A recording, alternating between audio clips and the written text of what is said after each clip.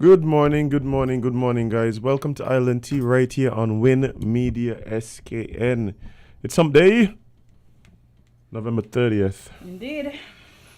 And here with your faves, me, Azem, and of course I'm joined by the lovely Jade, Gwen, Idita, CPL, Martha, Stuart Johnson, who's looking lovely today. Jade, how are you?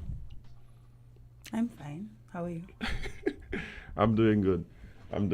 I kind of taking over your spot in the morning shows, being the sleepy one today. Boy, them tables just turned, boy. Yeah. Look how the tables just turned. One thing about them tables. They will. Oh, yes. But how you doing? How's your mental health, physical health, friends, family? Everybody is good. Mental health is, stable-ish right now. You can work with the issue. Yeah. That's small wins. Small wins. Could have been worse. Physical health, I'm not feeling the best, but But other than that, I'm here, I'm fine, I'm good. Okay. Yeah. Alright, well, I'm happy to hear that. And yesterday, when you left here, you were struggling a bit. But Didn't get any better, friend. Oh wow. Oh wow. But what that means, you know what I call those days? I call those reset days.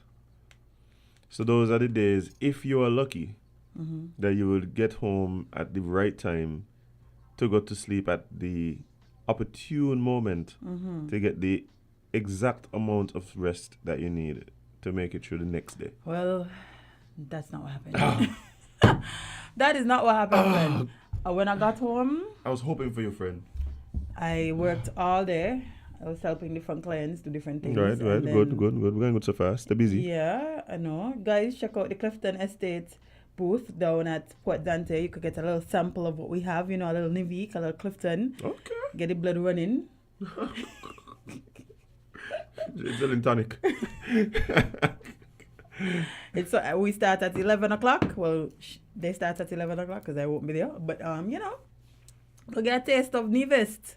A little Clifton, a little Nivique, Birthday gifts, weddings, anniversaries. Hey, shout out to Nivique and the Nevis people. Nevis of the people of Nevis. Yes, go get some. But yeah, so I went to help set up the booth. And when I finally got home, I got some food from Pangaea. I think that's the name, Pangaea? I don't know if I can pronounce this properly. That is down at Port Dante. I don't know where it is, but the food is good. I don't know where the located. Woo, but the food. It's Indian, right? It's Indian inspired, Mexican, all kind of things. But boy, the food tastes good. Okay, I've been trying different ethnic cuisines again recently. Yeah. Yeah. So last week I was hooked on monkey bar, the Mexican food. Oh, the Mexican boy, over them there. tacos was hitting by. Tacos, okay. I sure I wanted to know where they say my name so fast. And then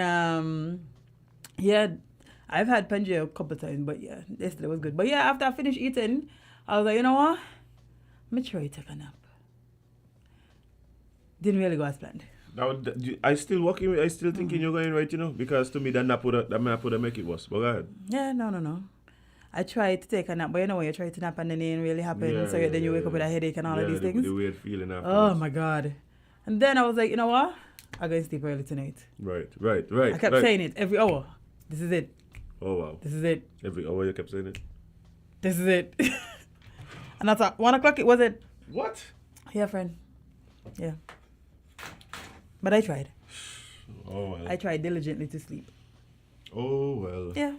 There's always tonight. We'll try again. So yesterday I met I introduced myself to one of our Sippers? Yeah. Oh. No, it didn't go as planned. Oh, no. It wasn't a ooh. Oh, no. It was more of a... You're kind of hostile. You was kind of hostile? Yeah. How that went on? Oh, I just enjoyed... Because he calls in, so I was like, this is the voice you usually hear and stuff. I always wanted to say hi. And he was like, something, public radio. When people on, they're supposed to be able to call in. And I'm like... Well, y'all keep having this false connotation that because y'all want to talk to us, we have to talk. That's not how it works. The other one that does make me laugh? This one particular guy, he says every time he call him, we don't answer him. I'm like, bye, we don't have caller ID. We cannot listen. If y'all see the phone that we use, ain't nowhere for us. To know who calling. Unless there's certain buzzwords that I hear. But I may hear from him for a long time. Even at that point, it's still a guess. Yeah, so like, stop feeling like y'all so entitled to be on the radio. Yeah. And not only that, there's many shows for that. There's many shows. This is not the show for y'all to call it with y'all constant political stuff to cuss, even though, like, you know, we have political days. That's fine. What I recognize, right, Jade, is that we probably need some more shows because... No, we don't. We have enough. No, these people want to talk on the radio. Well, then they need to have a show. That's the point. Go have a show. That's the point I'm making. I'm going to tell you, you don't even need a radio. There's this blue app called Facebook. Ooh. There's a option on there called Live, where you can go, hit it, and talk to whoever want what you talk to them. No, but you see, that's the problem, Jade. The problem, Jade, is if they go live on their Facebook, then they only have access to the platform that they have built. If maybe the best, cause yeah, but then you want access to a wider audience. Some of y'all don't need wider audiences. Y'all need to keep it in your circles as tight as possible. For my skin looking good, you know. I think it's a new skincare, but yeah, man. You're watching myself like, what? Yeah. See what you're saying. The ordinary walking. Yeah, drink a little extra water and thing, all that there. Mess it up. Yeah. But yeah, sorry guys. I know a lot of y'all feel like because we're on the radio, y'all could call us, and y'all demanding to talk to whoever on the show with us. We do appreciate when you guys do call, but yeah, but ain't every time y'all call means we're going to be able to answer. Yeah. Unfortunately, that's just not the nature of the show. No. Yeah. So just in case you didn't know, there's some calling programs. Voices. Freedom one is issues. That's it. Inside news. I was about to say hello callings and inside news. I think so. Yeah, but that's normally after they already go through whatever inside the news. So you have 3 whole options. There's probably more to it. I'm sure there's one on ZIZ. Patches the tech calls? Yeah. Patches. And we have Mr. Brantley coming on today. He has On the Mark. On the Mark. Mm-hmm. So many options. I tell you, just watch you. Some station and just do a show name.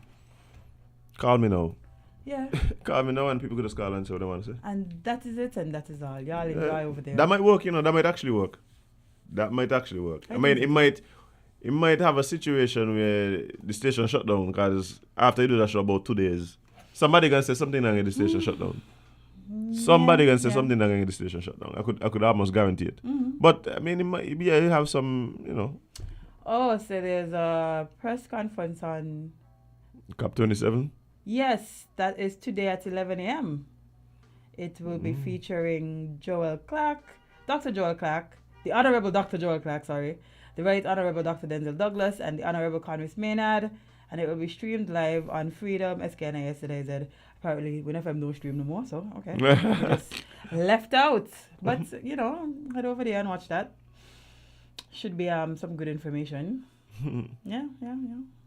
I'm sorry, I feel very biased when we're not featured in things that we should be featured in. Maybe there's work out. Give people an option. Some people might want to listen voices and calling. True. Yeah. True.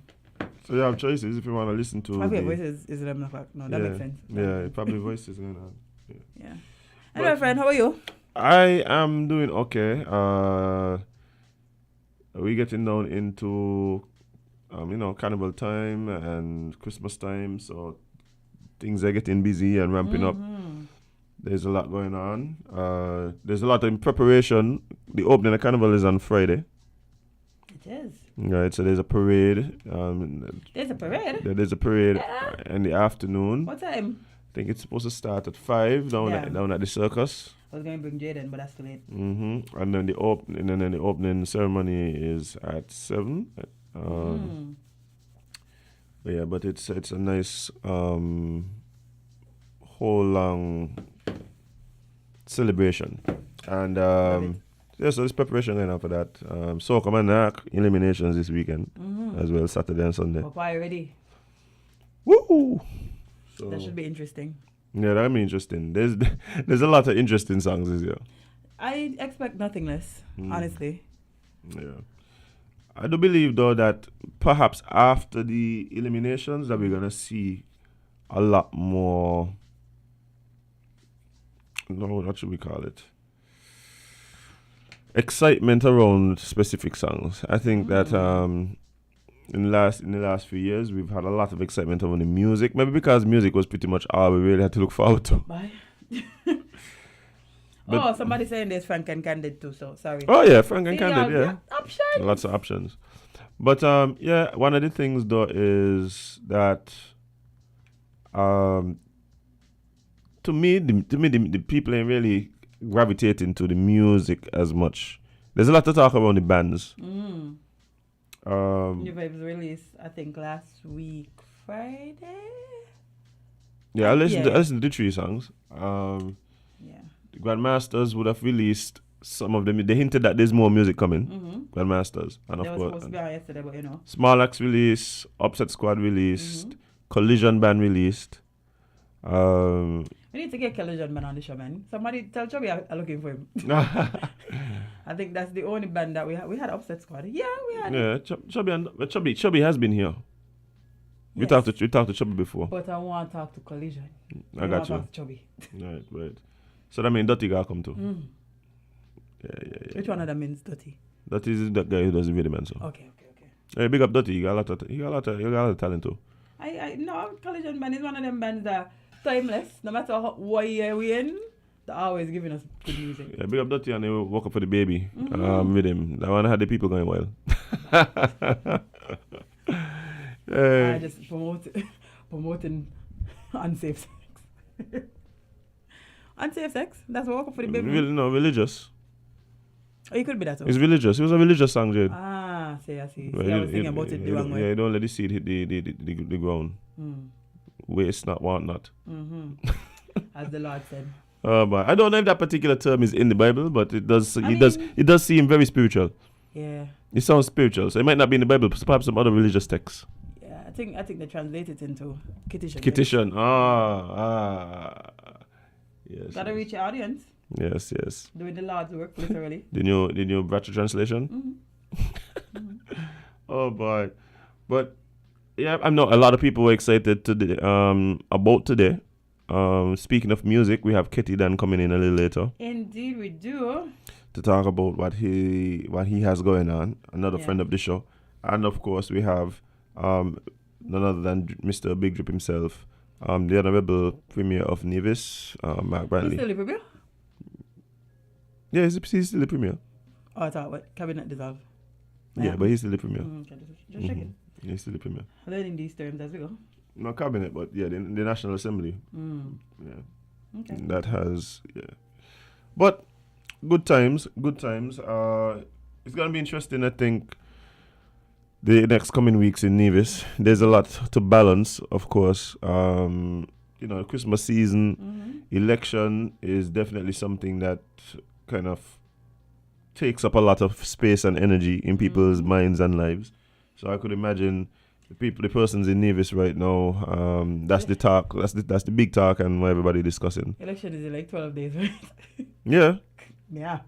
Easy so. Boy. Easy so. What you thought it was gonna have election after Christmas? Come on. Let's get that out of the way, and then we could focus on Christ, on the birth. As we should. Yeah. Well, we're gonna ask Mark, so he gonna got to explain why he decided to drop election. I just tell you. As a matter, you tell me what you think he do it. That would have been the best response to the Evangelical Association. Come on, guys! I just wanted to get it out of the way before Christmas, so we could focus on the birth of Christ. You should do PR. Yeah. I've been telling them so. Nobody just tell me for the campaign. Nobody just take me on, Might be for the best because I hear they don't like me. So, Jade, you may be a little problematic. You. Just Yeah, It might be a little problematic. I've heard that before. Yeah. But that's okay. We are a little problematic in our own way. Right? But how is this going to work? As per my understanding, all bands has to release their song by the 25th to consider for Juve. Those who did not release. What? I understand. No, so yes, the deadline for Juve, or let's say road match registration, was on, I think, the 20th. It closed on the 25th.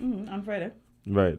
So, Jackie, I think most of the persons who were interested in competing for road match, bear in mind that it's not only the bands, the artists as well could register their songs and stuff like that. I think they already Calypsonians could register their songs. Any song could be registered. A DJ could register his song, whatever. But yeah, so I think for the most part, songs have been released and Juve registration has closed, and yeah, that's what it's gonna be. I mean, I understand the reasoning behind it. You know, trying to encourage the bands to release early. Yeah. But I personally I don't agree. I don't have a problem with it, but I don't agree with it. Well, I agree with it because I felt about having to wait till the 24th of December to hear what song I'm coming with. It's ridiculous. No, but I mean, but isn't that the incentive of the participants? So road match is supposed, and I think road match is one of them things that how should I put this? It really does appeal to the adage that there are no solutions, only compromises. That. Yeah, road match definitely. Well, we're going on up there. Ooh. You don't do Yeah. that. Yeah, road match definitely fall into that category, right? Because any system you come up with to try and judge road match, there's no perfect system. So I understand the need for there to just kind of work out, hey, this is what we're trying to achieve with this thing. This is how we see it best, blah, blah, and kind of put something in place. So that's kind of what's been happening, right? But to me, the less involvement of overriding committees in things like who's people's favorite song, I think is better. So I'm for smaller government. I'm for smaller oversights when it comes to things like road match. Like for instance, and then the thing is, people cuss about the road match and then they don't even know how the road match is fully judged. They know a thing about how road match. I don't think all the bands them even know how the road match. If anybody's supposed to know is them, I'm just saying. This is your thing, you're supposed to know how we go. Yeah, as you should. Speaking of which, I had a conversation. Hey, big up Jamster again yesterday. We were talking about the Calypso and the fact that there is workshops happening. The judging. Yes, I saw workshops. that. Yeah. And I keep saying, and we share the same view, that the Calypsonians themselves need to go to the workshops. So they could understand how judging works. Yeah. No, that's a good idea. The Calypsonians themselves, and some do. Don't get me wrong, some do. To my knowledge, because there's some that I'm close to that I know have gone to workshops in the past. But if I'm entering the competition, I would be good for me to understand how I'm being judged. Yeah, and how that's a fact. That is a fact, as him. Yeah.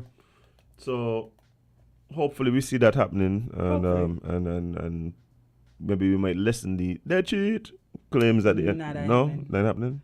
No matter what. They cheat. Has to happen. They cheat exclamations is as Carnival as Juve itself. Exactly. Yeah. I know what you're saying. I think there was only one time that I've seen a competition where I didn't hear the cheat, and I think it was a missing kids because the winner was clear. But other than that, you got to hear the cheat. You have to hear the cheat, as him. There's always exceptions to the rules. But it's definitely a rule. Yeah, but I think people getting excited. I realize persons have already started doing their Christmas cleaning. I'm looking around neighborhoods. Decorations don't going up, and so I like, well, what about we? What about we? So no, man, did we skip over to December? Did I miss the memo? I need to get some Christmas decorations myself. I could at least say that I've done some of my Christmas shopping. Mm-hmm. Yeah. Yeah, I think that I've been seeing people doing the yard cleaning, a lot of yard cleaning going on. So I seen all the. Why would I scream for the Christmas? Like, what's the rationale behind that? One, I think it's a combination of things, right? So apart from the fact that it's like the end of the year, it's the end of the year, and I think that it's a festive time. So humans have this thing. Like it's not even a matter that, for instance, like if you're in let's say a Indian country, when Diwali come around, that's part of the festivities. So it's part of the festive. Cleaning? Yeah, cleaning is part of the festivities. Because how you really gonna wanna have a great time in a dirty place? But you shouldn't be dirty in the first place. No, but the dirty is one thing, but being fresh is another thing. Speaking of, we need to get we cleaning products from. Oh yeah. All right, I don't get some here. But yeah, let me know. You see why I be buy. I didn't personally go and get them, Oh. But yeah. Cause I just guess I feel like, you know. Yeah, I need some too because my apartment. Woo! Need some loving and attention, but you know. And the other thing is, the other day, recognized that my wall wet. Yeah. Your inside what? Just the wall in inside wet. Just wet. Just wet. Okay. Well, you know. And you don't ever wanna gonna come in and recognize that, because what that signals is leaking pipes in the wall, which means they got to break out the wall. So right now in the kitchen just got a big hole in the wall. Vibes. Yeah. Well, better know what than Christmas time. I'm telling you, you just have to deal with it. Cause your mother would have just park with me over there. Just random curtain in the kitchen. Just yeah, you know. Yeah, I got you. But no, I could tell you what would have happened. What? See, somebody would have to come and fix it that day. That day, paint, everything done. Watch you'll never see concrete dry so quick, paint dry so quick. Wall look fresh for lunchtime. Can't believe we had something there. So. Anyway, say goodbye. That's why I love those older women. Them type of older women, they get things done. Watch your women who run households. Yeah, they're the real MVPs. Yeah, but I'm telling you. I can't wait to run one in that way. Mine missing some elements. You get in there, can you tell me you're looking curtains and so? Yeah, man. I don't buy them, you know. I'm just waiting for them to arrive. Yeah, man. Jade is officially an adult female human being. Oh my gosh. What a time. What a time. Have to match your curtains and your bedspread and your pillows. And I'm like, what is? Jade, they just want one bedspread, I'm sorry. One bedspread, one set of curtain. They wash, they go back up. Yeah, that's all. Yeah. That's me. That's man. Like, I like the grey and black look. That's man, because the one up with Winston. So Winston got like Christmas curtains and thing and whatever. But he been living by him. He's a bachelor for a while. I say, you know what guy now, man. That they don't play. Christmas time is his time. Yeah? Why? It's like that may live there. The UK I come big up nothing. Right. That time is done. Then, but watch it. That's the thing for my family. Yeah? Curtains. My mother don't play curtains. Since I know myself, that's been a big thing. Mm-hmm. So we just know. I'm gonna get called. I'm gonna have to go up on a ladder. You don't know. Right now, I'm already working on my squats and my single leg lunges and so, just to make sure I have a strong balance. I got my balance ready for when I go up on them ladder, because we got some high window. So we can't play them games there. We can't play them games at all. I mean, really want to come in here, like, just all bend up. No, I ain't gonna look good, man. No, it ain't a good look. Ain't a good look. But yeah, curtains definitely is a big thing in my house, and my brother pretty much got to deal with that. Well, always the men. Yeah, we get deputized. Yeah, I mean, you have to get mad. I'm gonna do it all, no? No, he's more involved in like. That's the overseer right there. You know, no. He's a yard man. Oh, okay. Sometimes I feel he just fall asleep on that tree down there, because he just disappear, and then he just tell us he was just in the yard. Yeah, I just out here cleaning me while I'm on a mango tree knockout. Anyway, let's take a break, because when we come right back, we have an interview coming up. What's that? What's happening here? Simeon freaking out. Oh, we have an interview with the Honorable Mark Brantley coming up. Stick and stay, guys. You don't want to miss that one. Mm-hmm.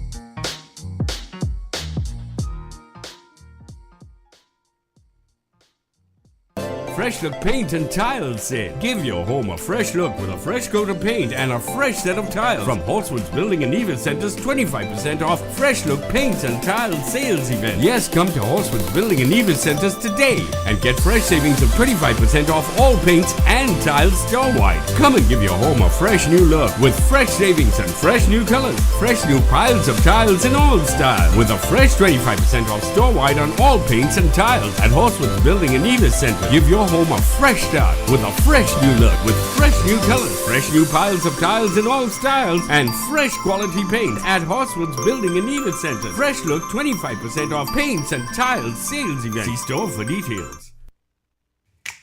Maybe it's the way the brilliant gold liquid reflects our sunshine, or how the bright blue of its label mirrors the clear Caribbean skies overhead. Maybe it's the fresh, crisp taste of this beastly cold beer on a scorching hot day. Maybe it's even the way it brings us all together. But one thing is for sure, Carib is very much a part of who we are wherever we're from in the Caribbean. Carib, it's the way we play. Drink responsibly.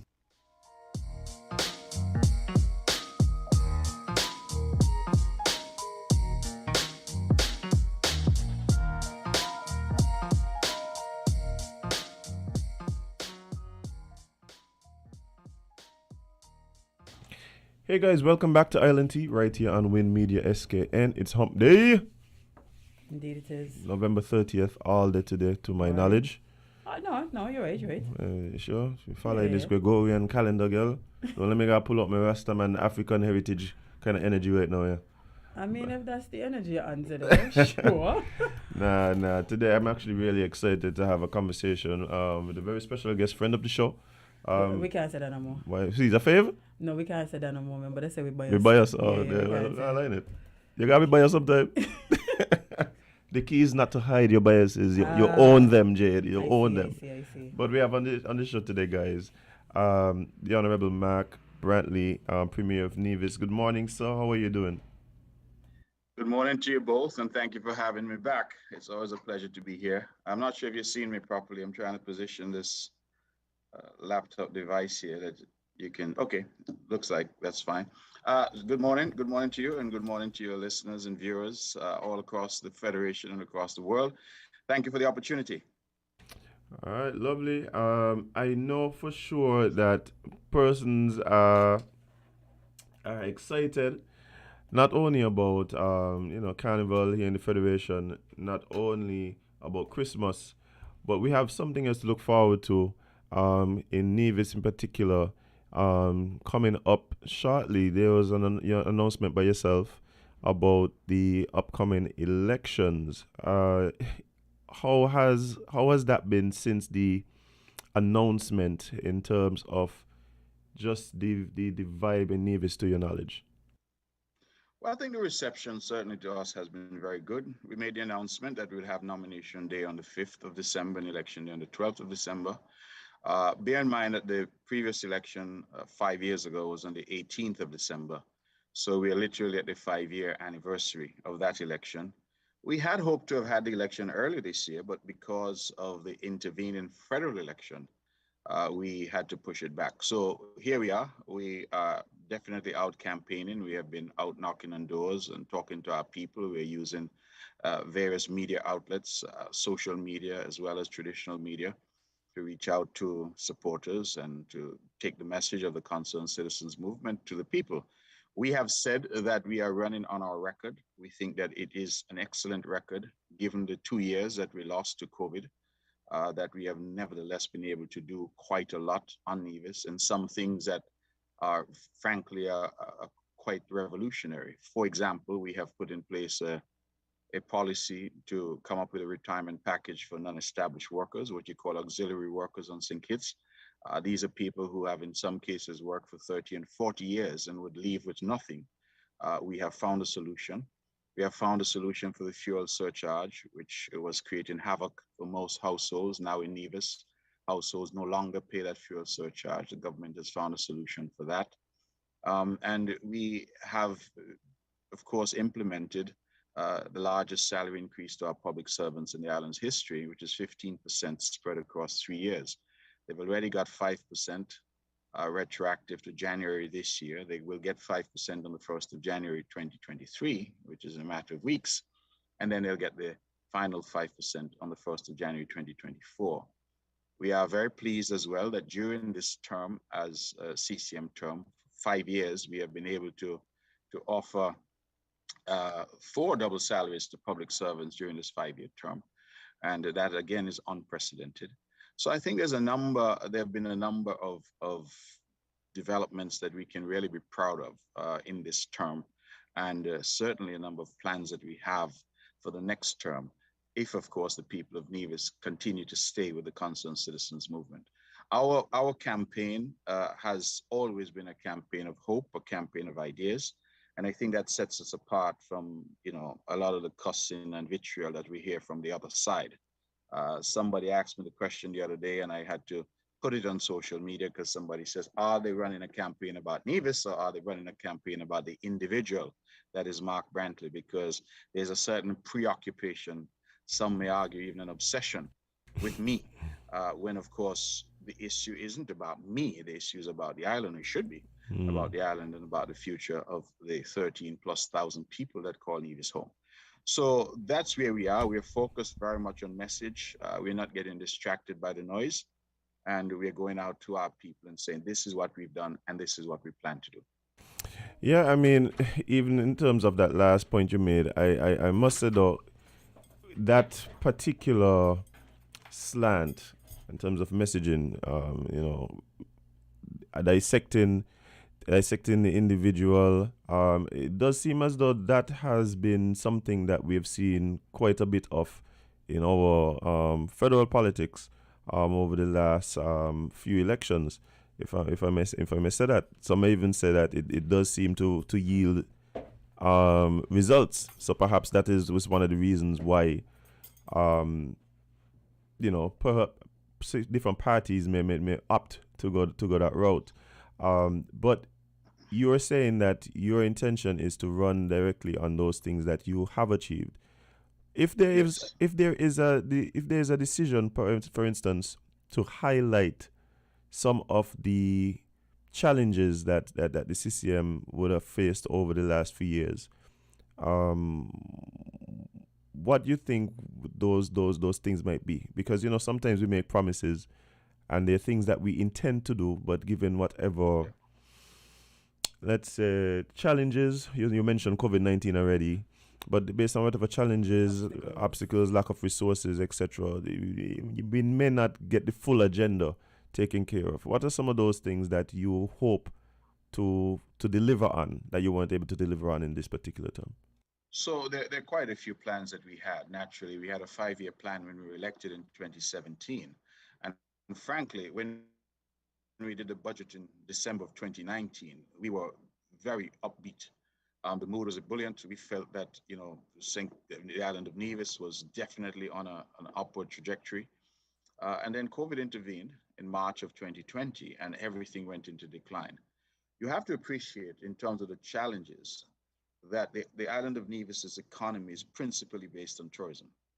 So when COVID came and we closed borders and hotels started closing and major employers like Four Seasons started laying off people, it really created a catastrophe here for our farmers, our fishers, for our hotel workers, our restaurant workers, our taxi drivers. All of these subsets were negatively impacted. And so as a government, we had to now scramble to projects, agriculture, electricity to our people, to provide greater social safety nets.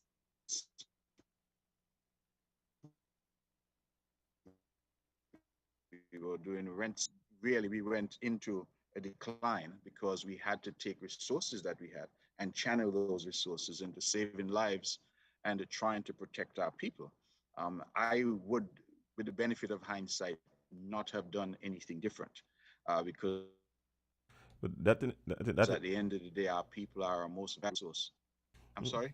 No, I was saying that in itself is a very bold statement. I mean, to say that even in hindsight, is it that you believe that, is it a matter that you can make that statement because you believe that you made all the right choices, or is it a matter that you are saying that from the position that you understand the place that you guys were in, having facing something that was unprecedented?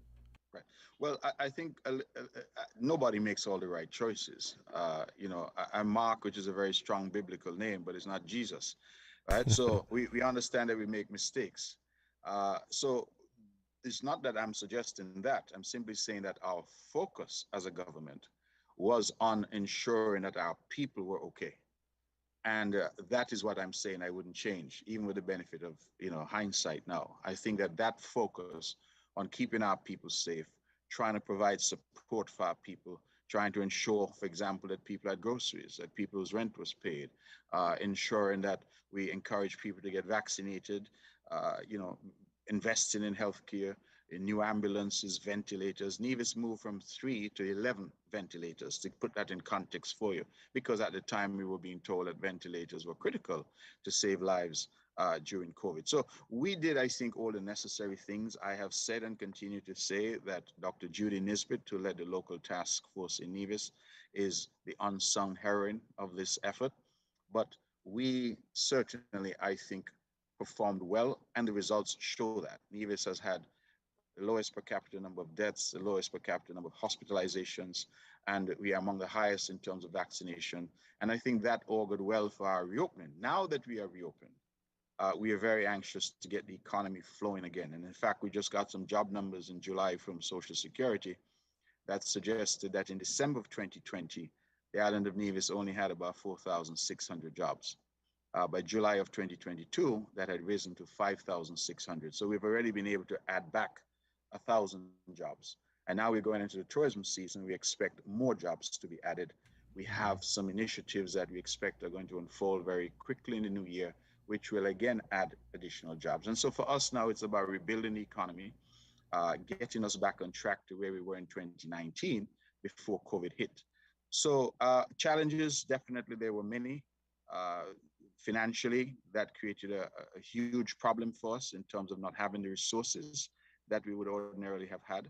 And then, of course, we had the challenge of a hostile government in Bastia that we were supposed to be a part of, but really didn't see Nevis as relevant to the equation. We were only relevant to get them into office, but then thereafter, not so relevant. And so we had the arguments about fair share.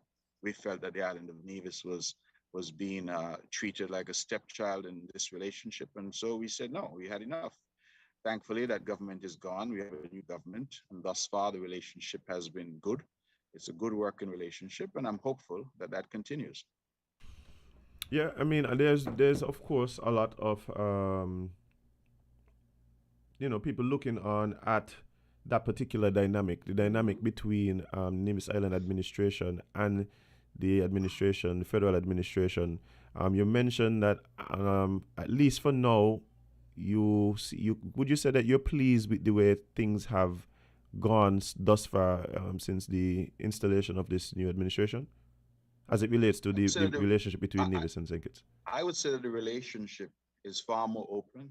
It's far more cooperative, and it's a very good feeling when you don't feel as if you're always being stabbed in the back. I mean, that has been my perennial problem with the previous administration. I would sit with the prime minister as a senior person in the cabinet. We'd have a conversation, and you left knowing you couldn't depend on what was said to you. I think in this instance so far, Prime Minister Drew has demonstrated to me that if he says he's going to do something, he has done it. So in the context of the St. Kitts-Nevis relationship, I think that Prime Minister Drew thus far has been a man of his word. I may not always agree with him, but I respect that when somebody says this is what I will do, that they do it. And that was something, sadly, that I did not have under the previous administration. So, in terms of what are some of the key points that need to be, let's say, discussed, work out, that need to evolve as it relates to the relationship between St. Kitts and Nevis, what would you say are at least the top things on the hierarchy of needs? Well, certainly this issue of fair share, and how do how do we decide how the country's resources are dealt with? That is paramount. The Prime Minister and I have had a discussion on this very early in our first meeting, in fact, after he became Prime Minister. And he proffered the idea of a six-person committee, so to speak, to look at this. We have already nominated our three persons from NEVIS, and we are hopeful that once we get past this budgetary period and settle down in the new year, that will be high on the agenda. Constitutional reform, we have always talked about this. Nobody has ever actually done it. The new Attorney General has indicated his keen interest in getting this done. And so as a consequence, we are looking forward to that as well. That too will be a joint effort between the two islands. And we're hoping that through constitutional reform, we can iron out some long-standing issues between the two islands. One of the things that I'm very keen to have fixed in the Constitution is the need to fix those provisions so that we never again have the situation that we had in the last go-around, where essentially you had 6 elected members that couldn't fire one, but one could fire 6. That made no logical sense in any democracy. And while we continue to feel, and our legal advice was that the Governor General had the authority to act, he declined to act. And so our view is that we need to put matters such as that beyond doubt and to ensure that anybody who sits in the chair of Prime Minister throughout the term has and must be able to establish that he or she has the continuing support of the majority of elected members, because absent that, they have no legitimacy as Prime Minister. And the idea that if after 6 months, that person loses that support of the majority, that he or she can plunge the country back into an election, and that we go on like that in perpetuity, just doesn't make any sense. We have to have a mechanism where if middle of the road, middle of the term, that person loses confidence of the elected majority, then we can change that horse. At the end of the day, the person who's Prime Minister is only Prime Minister because they have the support of the elected majority. And whenever that changes, at any point during the term, I feel very strongly that we ought to have mechanisms to change the Prime Minister without necessarily coming back to the electorate. Because elections, as we know, can be difficult, expensive, they can sometimes be divisive. And I think plunging the country into election after election is really unhelpful. So we have some work to do, and those matters will be high on my agenda. The last item I would mention, which is very high on the agenda, is the recent collaboration, which I really welcome, with the federal government on the exploration of renewable energy, specifically geothermal energy. The project in Nevis goes to the Caribbean Development Bank's board on the 9th of December. We're optimistic that we will have a favorable decision, and that will then propel us forward. Incidentally, this project was delayed because we needed a letter from the Prime Minister's office to basically say to the CDB that we can proceed with this project and that it has the support of the federal government. That letter was not forthcoming under the Team Unity administration. And I give maximum kudos to Dr. Drew, because within 2 weeks of him taking office, he sent that letter, and that allowed the process to move forward. So again, as I said, the relationship, I believe, augurs well if we can continue the posture of cooperation rather than confrontation. If we can have a government in Bastia that sees that all the people of St. Kitts and Nevis are relevant and have a contribution to make to national development, I think that is where we want to be. And hopefully that is where we can be working with this new administration and trying to improve the relationship between Bastia and Charlestown. Well, I mean, you mentioned the geothermal project, and of course, that has been a topic of discussion in Nevis for quite some time now. Yes. And you said that you were able to receive what was at least one of the things delaying the forward movement of the project, which was the letter from the Prime Minister's office. You have now gotten that. And so where are we with the geothermal project and the development of that renewable energy source? So I'm not sure if you have been following, but we have had the Caribbean Development Bank, individuals from the Inter-American Development Bank, various stakeholders. They have been here on island, in country, having town hall meetings. I believe those were last week or maybe 10 days ago. They had town hall meetings with people from Hamilton, which is the location of the they have had town hall meetings with the general public, and the entire package, the entire project goes to the board of the development bank on the 9th of December. The board, I think they say, meets 4 times each year. This is the final meeting for 2022. So we were trying to work as quickly as we could. But once the letter went from the Prime Minister, which allowed the process to move forward, to get everything before the board. If the board votes in favor of funding for this project, we're looking at something in the region of $18 million, which will allow us to do the drilling of what we call the production wells. So far, what we've drilled are the smaller bore wells, just for purposes of testing, the test wells. We now, based on the reports that we've had from a company called Geothermal, we now know that we have a world-class resource on the island of Nevis. And so we're now talking about bigger bore wells, what they refer to as production wells. And they're talking about drilling 5 wells, 3 production wells, and 2 re-injection wells at the site in Hamilton. So we expect mobilization. The timeline right now is that hopefully the CDB approves the funding on the 9th of December. We go to market to select a driller. We hope to have that driller in place by June of next year. The drilling, they anticipate, will take 4 to 6 months. And thereafter, we go to market to find someone to construct and to operate the plant. So that's where we are. The promise of geothermal, I think, is mind-boggling. It is really revolutionary because it means that the entire Nevis and the entire St. Kitts can be powered by renewable energy. We have energy to spare to export to neighboring islands, St. Barth, Saba, Statia, St. Martin, even as far as Antigua. We have the potential for spin-off industries. Ammonia, for example, is a byproduct. We can make fertilizer. We can store energy and hydrogen, which can be exported. We have the prospect of revolutionizing our transport sector and to move entirely to electric vehicles, electric scooters and the like. I'm sure when you and Jade come to Nevis, having your electric scooter to ride around Charlestown would be wonderful. Less noise, no pollution. So we're looking at this, and just to put it in context for you, currently with the price of oil being what it is, the price per kilowatt hour of energy on the island of Nevis is close to 40 US cents. Per kilowatt hour? Per kilowatt hour. Right. The price per kilowatt hour is close to 40 US cents. Geothermal at this point, we anticipate will be coming in at about 9 cents per kilowatt hour. So imagine what this island and this country will look like if you're moving power from 40 cents down to 9 cents in terms of how much we will save.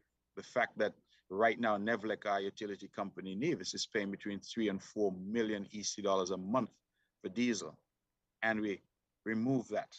It is really, truly a revolutionary idea, and one we think has to be one of the principal planks of the island of Nevis and the wider federation going forward. Well, I have a question from somebody that's listening, and they want to know if that project cannot be funded with CBI. The truth is, I think it can. Again, I don't want to go over tired ground, but it was one of the commitments made in the Charleston Accord that was signed between the parties back then that CBI would be used to fund geothermal. It was just one of the many broken promises to the island of Nevis. And so that never happened. There is funding available through the CDB. There are funds available because of the effort that the world is making in relation to climate change and trying to combat climate change. And so these resources are available. So while, yes, it's a possibility of funding through the CBI, it's a significant project. I think the cost is somewhere in the region of 60 million US dollars. So our view is that if funds are available through the CDB, which are free or nearly free, then those funds should be utilized. Well, speaking of the Charlestown Accord, we see how that basically fell apart under the last administration. Are there plans to ever do something like that again with this new administration? what are your thoughts on having that happen again? Because although you're on the opposition, we are still one government, and you said that you've been having a better relationship with the Honorable Dr. Terence Drew. So you guys in talk on having something like that happen again? No, we're not. I think at this point, we're merely looking at functional cooperation. Charleston Accord, if you recall, was a compact that was entered into between the three political parties that came together to form Team Unity, PLP, PAM, and CCM. And this was a blueprint as to how we would govern, a blueprint as to how we would deal with the national resources. And as I said, that regrettably fell apart. It was one of the principal reasons why Team Unity collapsed, because those who got into power on the basis of the Charleston Accord then decided that they would not abide by the provisions of the Charleston Accord. And so that is, as I believe I've said on this show before, it is that old Shakespearean philosophy of, climbing up the ladder and then scorning the base degrees by which you did ascend. So the reality is that the Charleston Accord was used as a mechanism to catapult some into power, and thereafter they had no use for it. And so there was no value, it seems, in some honoring their word, their commitment, and that was one of the fundamental problems why Team Unity collapsed. And as I said, I feel comfortable that it collapsed. I'm now in the parliament in opposition and my team, and we will make a contribution to our national development from wherever we sit. And we are looking forward to a better relationship between St. Kitts and Nevis and working towards that. Do you think you played any part in the collapse of the Team Unity government? Sure, of course. I said enough was enough. I could have been quiet and continued to collect a salary and said to my team, listen, we're just gonna tough this out and take all this abuse for the island of Nevis and not worry about it and be individualistic, but we all committed to the island, not to ourselves, and we decided that it was better to be out of government than to be a part of a government that was not abiding by the principles and that underpinned this whole idea of Team Unity. Well, so the collapse of the Team Unity government meant that it was a possibility that you guys would not be working again. But here we are. All of you are now on the opposition bench with you being the leader. What is the relationship between yourself, the leader of the PAM party, and the leader of the PLP party? I have an excellent relationship with the Honorable Sean Richards, the leader of PAM. I have no relationship with the Honorable Timothy Harris, who's the leader of PLP. He has not reached out to me. I have not reached out to him. And in my view, when there was a need for compromise, he was not minded. And so he is where he is and he will stay where he is. And, we'll move on. The country has moved on. And it's now about fixing the problems and trying to ensure that we consecrate a better future for both islands and for the peoples of St. Kitts and Nevis. But how does that affect you as the leader? He is on your side of the benches, and you must have to you may have to communicate with him, to be able to function and do your job as to the best of your ability. Because again, you are the leader, and he is on your team. So, how do you think? So I don't know that he's on my team. He sits in opposition. Which you are the leader of. Team. I'm not in any team with Timothy Harris. He sits in opposition. He represents the good people of number 7, and he will make his contribution. If there is a need to consult with him or to engage with him, then clearly I would do so, because that is what my position requires. But I don't want it to be any confusion that he's on any team with me, because he's not. He was on Team PLP, and he remains on Team PLP with his 1 seat, and I wish him all the very best. All right. Earlier you spoke about, the need to have some constitutional reform to avoid a situation like we had. I'm of the view that we have a issue in not St. Kitts in particular, but with our system where we tend to focus a lot on the personalities of persons, particularly leaders.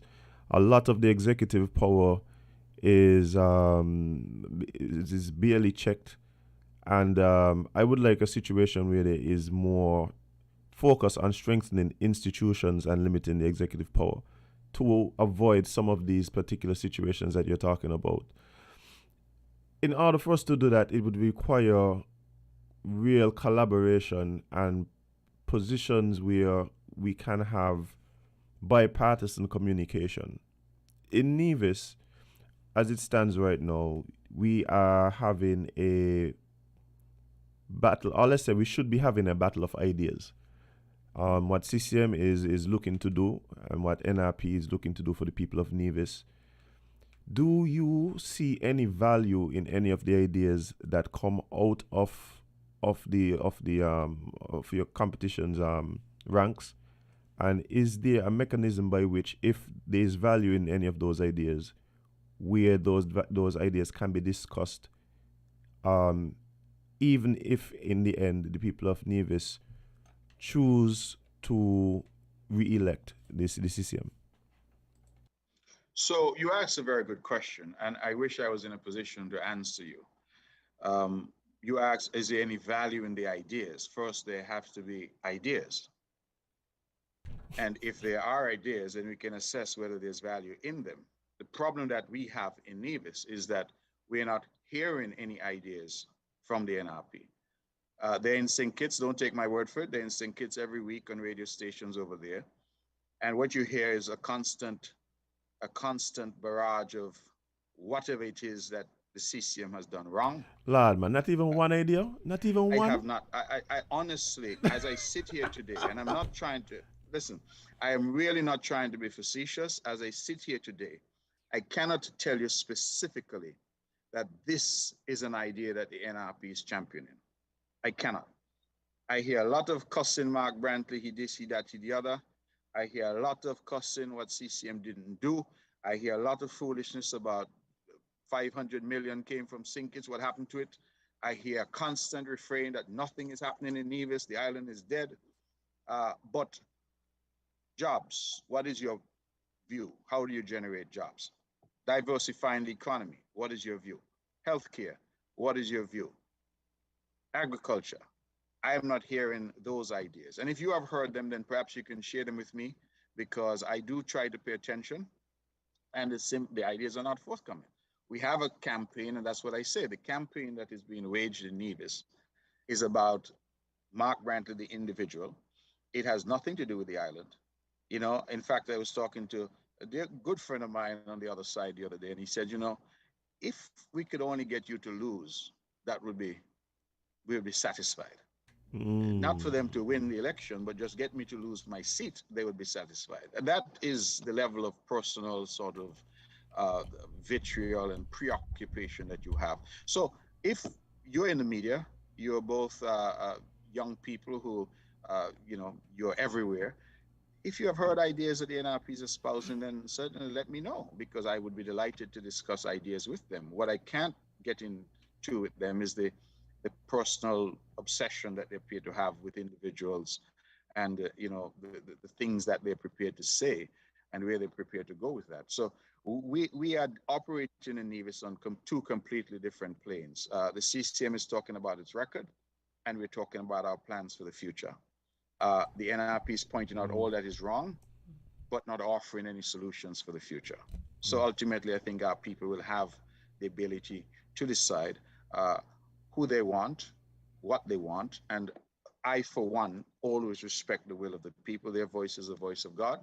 And I am disinclined to disagree with them. So if they tomorrow decide that they want to move in a particular direction, God be with us. That is their decision. That is our democracy. But what about you rubs people the wrong way? Why do you feel like people have this obsession with Mark Brantley?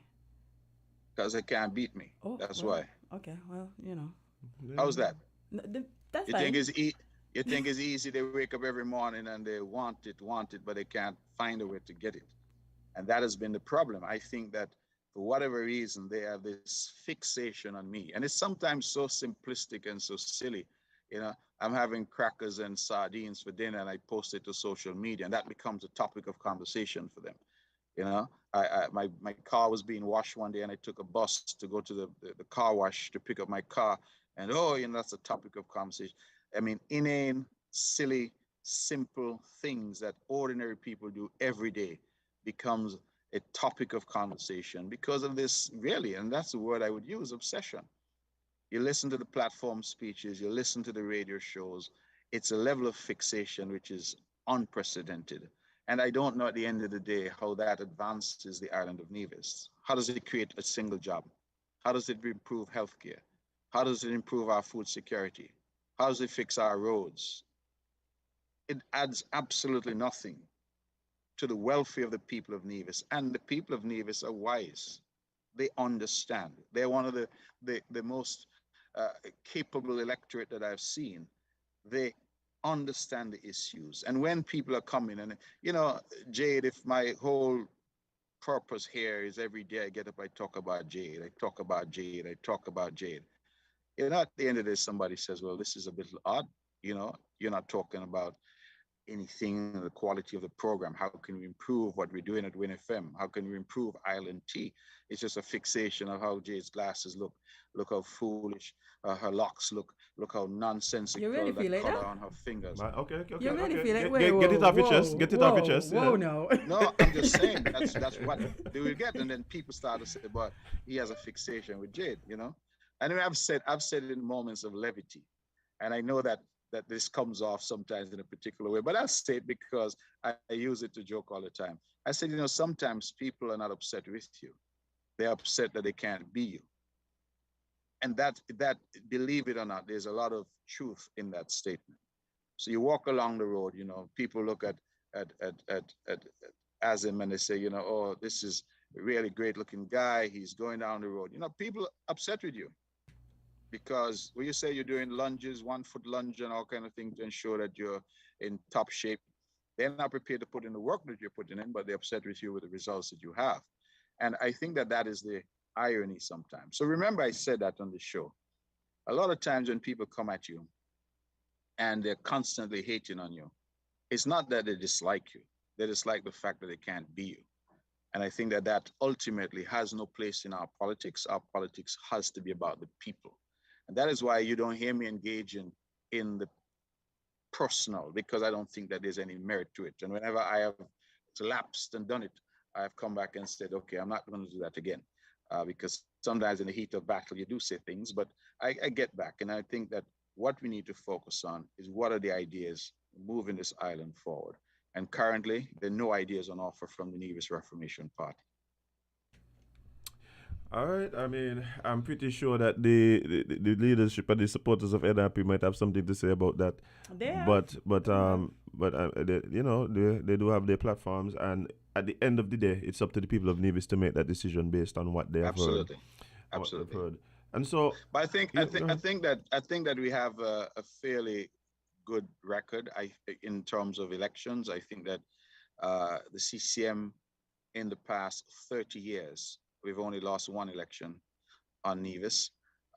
And certainly since that loss in 2006, which was itself questionable, we have won elections. Well, there was one in 2011, which was fraught with fraud. And the NRP was suitably spanked by the court and sent back to the polls. We won in 2013, 2015, 2017, 2020, 2022, and this is a second go around in 2022. I will also say this, and just to point out what I consider to be the acute difficulty with the cognitive process of the NRP and the issues that they want to bring to the public, that they are busy telling to the public that they won the last election in 2022, the federal election. They won it on the ground. That's the argument. And that the CCM only prevailed because we brought in overseas voters. They have this love-hate relationship, it seems, with Nevisians living overseas. Because on the one hand, they're castigating them for coming to vote. On the other hand, they were recently in the US Virgin Islands, and prior to that in New York, quoting overseas voters. But I go back to what I call a cognitive deficit. They say that we only won the election in 2022 because of overseas voters. Now, I ask you both to cast your mind back to 2020 when there was a federal election. The borders were closed. There were no overseas voters in the election of 2020. And the CCM won all 3 federal seats in Nevis for the first time in its history. So if there was ever a test of support on the ground, 2020 was that test, because there were no overseas voters for either side. And we won all 3 seats and did so in a landslide. So again, it goes back to this just puerile, arguments that are being put out there, that this is why we lost, or this is the reason why we didn't succeed. The reality is that the NRP has lost elections because they have poor candidates and no ideas. And that has been the reality, and that continues to be their reality. And in my view, they've kept going from bad to worse. Here in the CCM, we've had excellent leadership. The Honorable Van Seymour of blessed memory led with distinction. He has passed the baton, and I have sought to do my best. And I believe that the people of Nevis know real from fake. They know the genuine article. And I believe that they will continue to support the Concerned Citizens Movement and allow us to continue the work that we have been doing. You will realize that there are no big issues in this election, meaning the opposition really has no issues. They can't accuse us of corruption. We have no scandals. We have run a clean ship. We have been there for the last 5 years, and we've done an excellent job. And I am convinced that the people of Nevis will respond accordingly. Well, I mean, I wouldn't say y'all don't have no scandals now, because, word on the streets is, certain things are happening that I won't repeat, because I'm pretty sure everybody has heard them, but that's not what we're here for today. But to say that you have no scandals, I mean, Well, listen, we have absolutely no scandals. Okay. If there were scandals that are saying that people are somehow abusing government resources, people are stealing government resources, people are corrupt, none of those issues have arisen in relation to this government.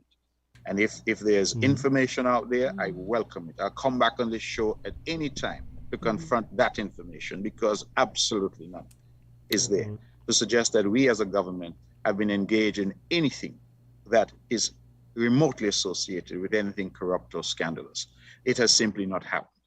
And yes, there's stories out there that people tried to manufacture, but at the end of the day, have there been personal attacks? Yes, personal attacks, but nothing that speaks to government and to any scandal in government. So whenever you have a news item which says that some minister is stealing, or some minister is engaged in something corrupt, or this government is doing something corrupt, then I would be delighted to have that conversation, because it's one of the things I've prided this government on. We introduced integrity in public life legislation. We have now for 4 years been declaring our assets and liabilities to an independent integrity commission, which is fully funded and independently functioning. That has been this government, my government, that has done that.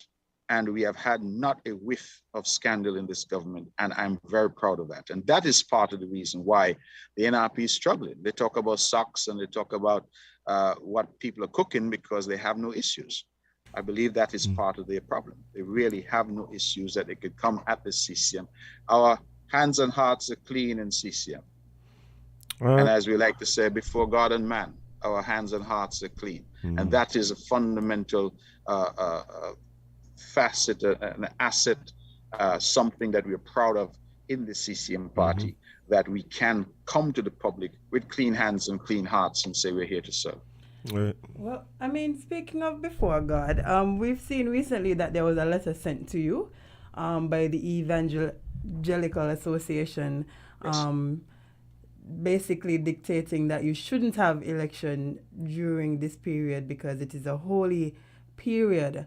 How was that, receiving that letter? Have you had any, besides you responding via a letter as well, have you had any actual talks with the Evangelical Association? What are their feelings now, and how do they feel about you announcing election during the period that they asked you not to do it within?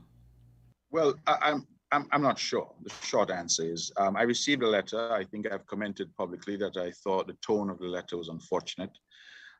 In the letter, they basically said that they did not want an election during the period of Advent. And if I were to call an election, they would not stand idly by. I consider that was unfortunate and confrontational when it wasn't necessary. They didn't ask for a meeting, they simply sent this letter. I responded to the letter respectfully because I'm always respectful of the church. In fact, this government has had an excellent relationship with the church. But it's important to point out that our constitutional makeup is a separation of church and state. And the church cannot dictate to the government, just as the government cannot dictate to the church. Uh, there's a very good relationship, but it is a relationship where each entity has its role to play. Secondly, under our constitution, it is the purview of the Premier of Nevis to call an election at any time that he decides, as it is in the Federation, the purview of the Prime Minister to do so. And so I pointed that out. I also pointed out that we had intended to have an election early this year, but we had to intervene in the federal election. So we were overtaken by circumstances. I further pointed out that Advent starts on November 27th. It ends, I'm told, on December 24th. There's then Christmas Day. Then the Epiphany starts on January 6th. It goes all through February. Then Lent starts. Lent goes through all through March. Then Easter starts. And Easter goes all through April. So the question then is, when will we be able to have an election? You're either going to have it in the holy period of Advent, or in the holy period of Epiphany, or the holy period of Lent, or the holy period of Easter. And so there's, from now until the end of April, it's all a holy period. And so we had a difficulty because the election has to be called by April of next year. That is the extent of overtime that we have, or the country goes into constitutional crisis.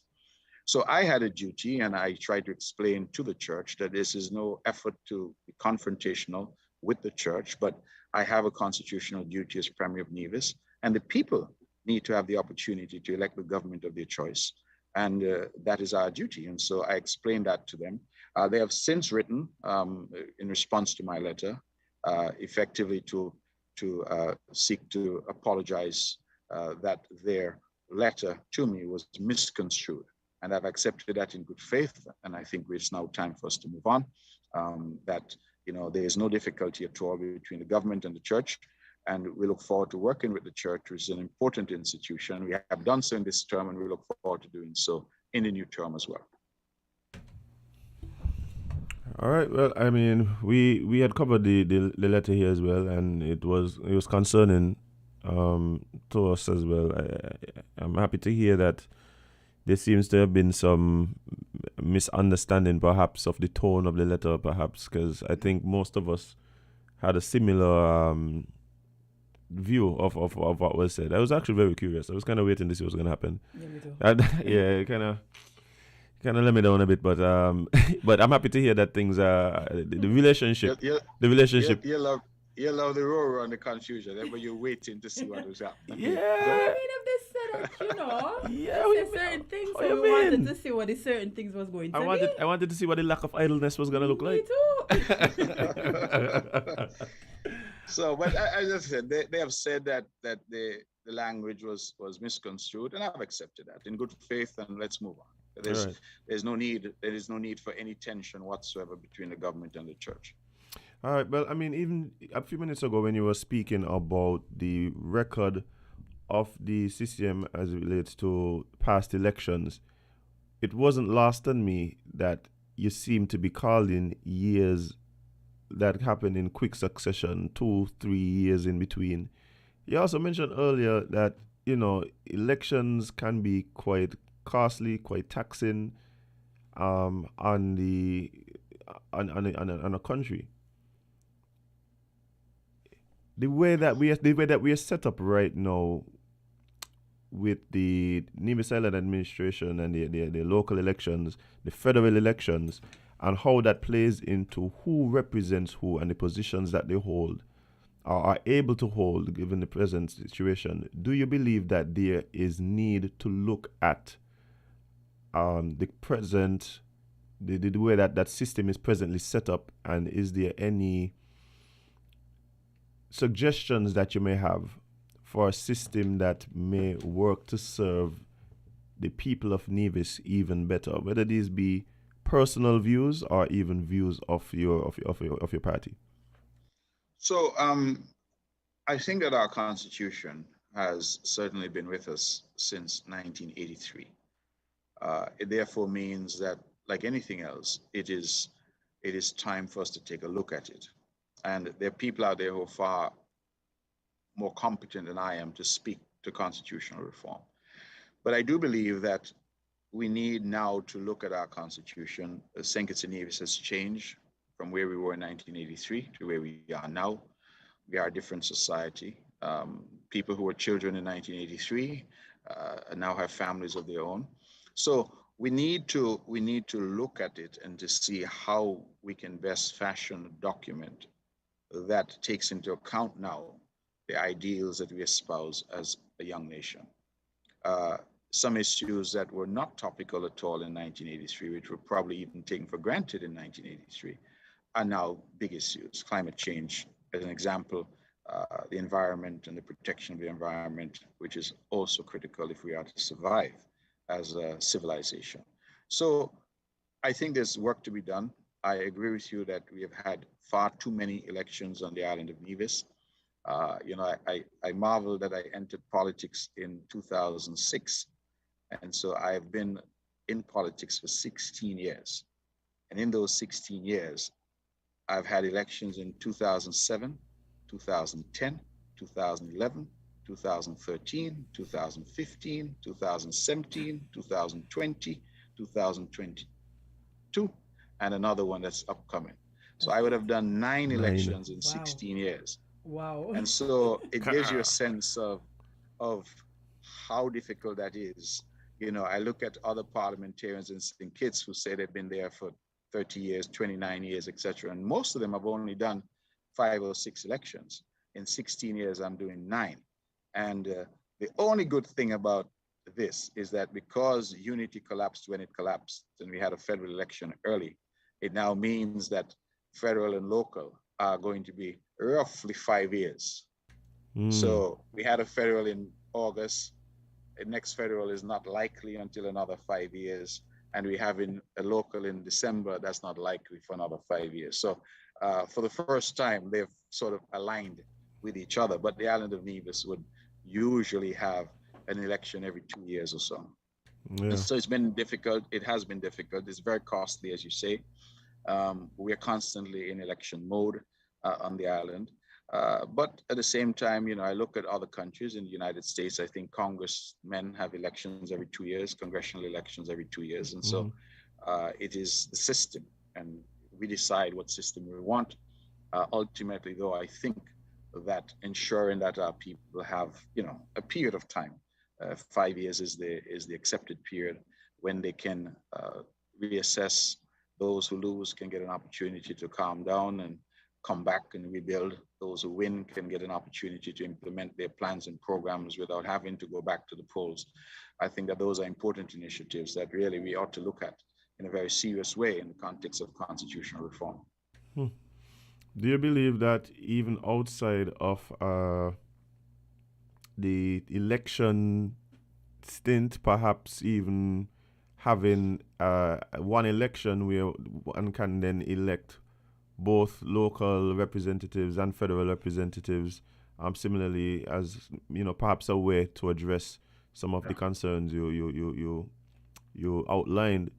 Do you believe also that there may be need to look at the responsibilities of politicians who are elected to office, whether they are able to serve both locally in Nevis, in the Nevis Island administration, as well in the federal parliament? Do you believe there may be need to look at that? Of course, you have been managing it, and but I might be assuming here, but I do believe that does come with a lot of responsibility and perhaps even pressure.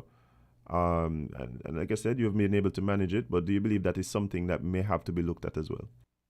Yeah, so short answer is yes.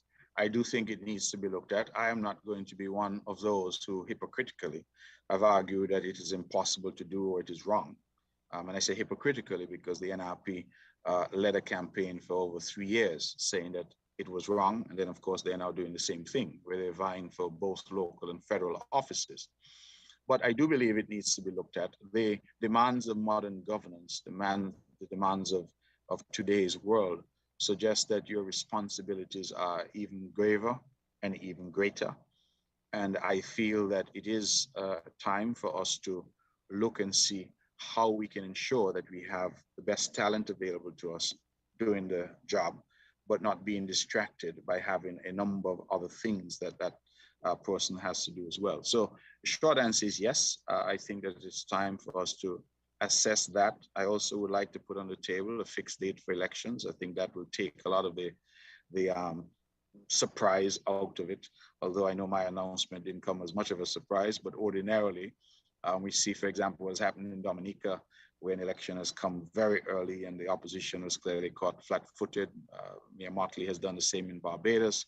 So I would favor a fixed date for elections. And to the first point you made about putting various issues on the same ballot, we see it in America, for example, where on a single ballot, you can vote for a number of different issues. And I think that, the ability to vote for federal government and NIA representatives at the same time, and other issues. Do you want to legalize marijuana, for example? Right. Why not? Those are all issues that can be put on a ballot, and we have a single ballot where our people can determine various issues. So I think that all of that is part of the reform. I would also like to see a mechanism where our overseas voters are included and their ability to make a decision that impacts their country, because I think a lot of them are heavily invested here. You're having Sugar Mass that's coming up, and the streets of St. Kitts are going to be full of our nationals coming in from overseas to support Sugar Mass. Same thing for Culturama, same thing for Music Festival. And I for one, do not support the view that because people live in St. Thomas or live in St. Martin, that they've abandoned their Kittishness or abandoned their Indivisionness. I think that they are of us, they are us, and they have every right to participate. But I would like to see a mechanism that allows them to participate without having to arrange all these flights and all that for them to come in. It could be an absentee ballot, it could be a mail-in ballot, or it could be that because that diaspora is so strong that we have representatives who are actually elected by the diaspora to sit in our parliament. So there are a number of ideas, I think, that are contending, but I suppose I end that by saying that we need reform and that I will be committed to participating in that effort. Do you think that there's political will to have that process looked at in a real way that brings about necessary results and changes? Do you believe that that is something that is shared by your colleagues in the federal parliament, as well as do you believe that there is any factors that may stand in the way of having this exercise being done? Well, I can only speak to what the new Attorney General, Garth Wilkin, has indicated, that he is very keen on doing this. I assume he's speaking for the new government. He has reached out to us in Nevis, to our legal department here, and talked about setting up a necessary constitutional review committee. I feel that this new government would have to make some bold strokes if it wants to be different, if it wants to set itself apart from what we've had over the course of our independence. And so there's an opportunity. And so I feel that, yes, there is appetite based on what I've heard. We will have to see whether or not that appetite is backed up by action. In terms of standing in the way, I think that, listen, all of us talk about constitutional reform when we're in opposition. And the truth is that once we've got into government, nothing has been done. I remember Labour under previous dispensation used to say the Constitution was flawed. Labour was in office for 20 years, and I comment to a lot of people that not even a comma in the Constitution has ever been changed. And so the reality is that we have an opportunity now to engage. Some may want to keep it as it is because it suits their purpose in government, but I feel that we need to refine that document, bring in new ideas, and for us to move forward. And this might sound controversial, but for example, what about the rights of the LGBTQI community? How do we address those rights now in a new constitution? In 1983, those may not have been issues that we would have been looking at. These are now issues that are current. So how do we address those? How do we, reinforce, for example, the separation of church and state? Is that what we want to do? All of these are questions I think that we must now answer in terms of how we address any new constitutional document. What are the rights of people with disabilities? Should those be elevated to constitutional rights? We have a number of fundamental rights that have been enshrined in our constitution, but what about the rights of persons with disabilities? What about the right to work? Is that a fundamental right? The right to clean air and clean water, the right to have an environment which is free of pollutants. All of these are issues that I believe it's time now for our constitution to look at, bearing in mind that the social, cultural, and philosophical mores of the country would have changed over the time since we've been independent. All right, well, I mean, hopefully, I think, and again, there's always a lot of talk about the need for, a look at the governing laws of the land, and it does seem as though, like I said, it's a lot of talk. I think there's a hope that we can see some movement there, and we'll wait and see how that plays out this next legislative period. But unfortunately, we always have so much fun when you come here. Like already Jade said, they call us bias. Boy, I can't even laugh in peace. Yeah.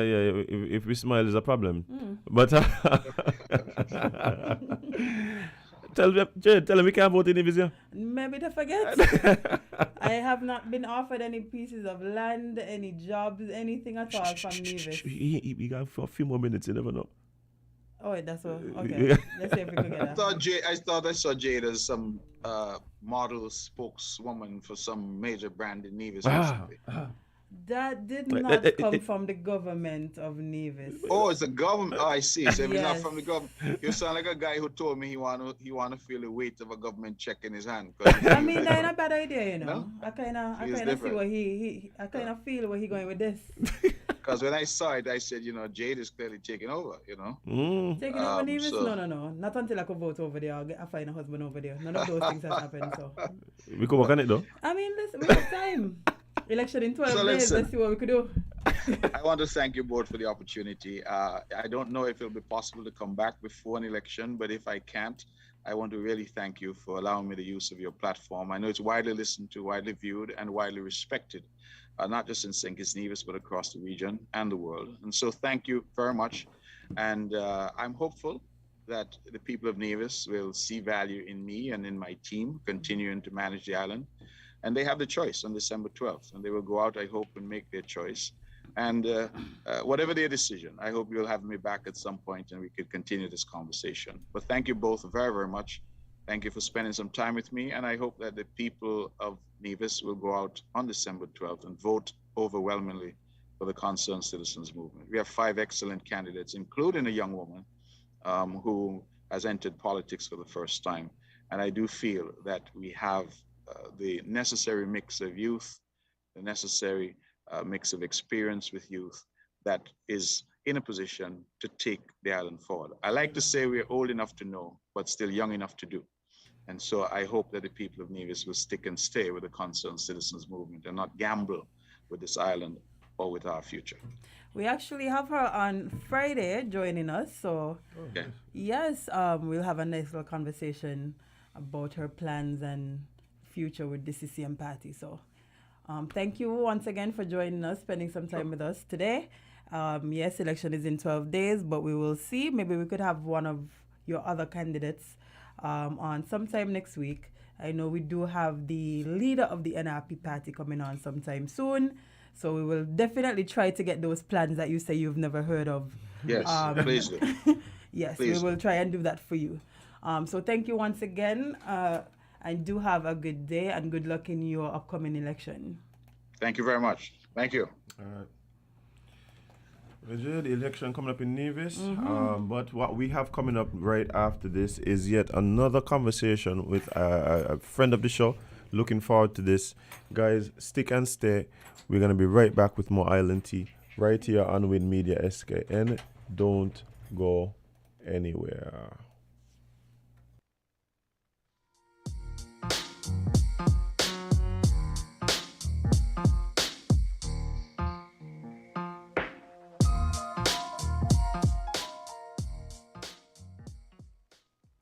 Shirley is celebrating 70 years. Can you believe it? Everyone loves a Shirley biscuit, known for its rich, creamy taste, as well as the iconic house and flower design. We all know Shirley is the perfect on-the-go snack, and it's truly the Caribbean's favorite. Simply put, there's nothing quite like a Shirley biscuit. I can't imagine life without it. I too love my Shirley. It's the Caribbean flavor. Shirley biscuits make me happy. them there. We a top man, we take charge. Have no drink, we a shell down ours. Blast like a star with some Galapagos. Overdo it, we take it too far. Take charge, take charge. We a hot gal, we set the trend. Magnum we drink for the top man them. Wine with the style, no stop from spin. Hot blend, back bend, and take charge, take charge.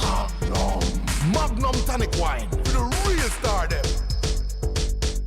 Take charge, take charge. Must be 18 or older, drink responsibly.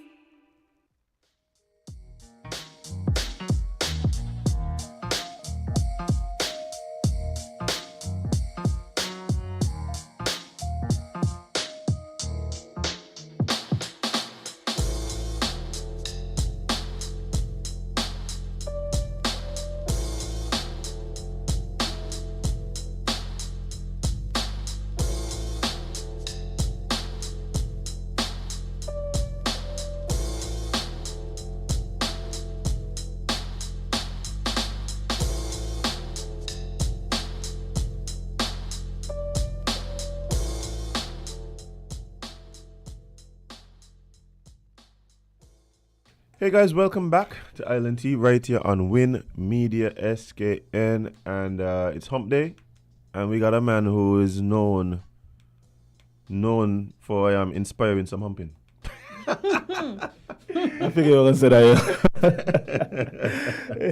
In the studio, guys, we have none other than the man himself, Ketty Dan, and Ketty, how are you doing, sir? Yeah, man, I'm good, man. Blessed morning to everybody. Jade, blessed morning as him. Always a pleasure, sir. Whenever you come here, you know, is big things happening. And of course, what will be a carnival season, I've been on the cusp of a carnival season, and we're not having a conversation with Ketty Dan because we know there's going to be amazing contributions coming from you for the season. How has the preparation been for this particular season? Is there anything that has been a bit different?